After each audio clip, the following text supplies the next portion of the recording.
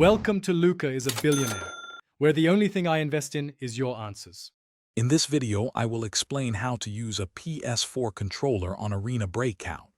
First, make sure your PlayStation 4 controller has sufficient battery life to avoid interruptions during setup. Arena Breakout is designed to offer a more immersive experience with external controllers, giving you a competitive edge. You'll need a compatible mobile device, either Android or iOS, to connect your controller and play the game. This process is straightforward and will significantly improve your gameplay.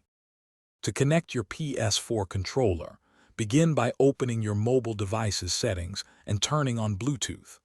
Next, grab your PlayStation 4 controller and simultaneously press and hold the share button and the PlayStation button until the light bar starts flashing rapidly.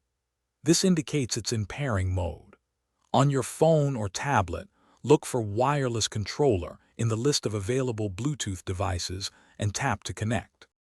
Once your controller is paired, open Arena Breakout and head into the game's settings menu. Look for a section labeled Controls or Gamepad to begin customizing your experience.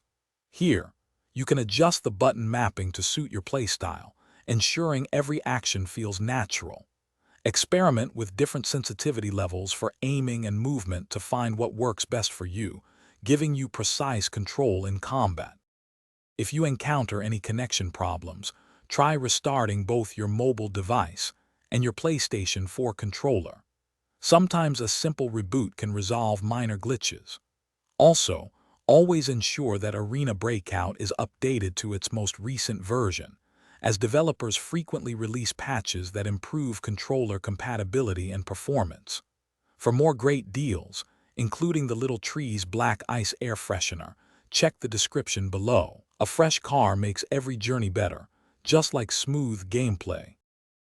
Thanks for watching and please subscribe. It's the best investment you'll ever make.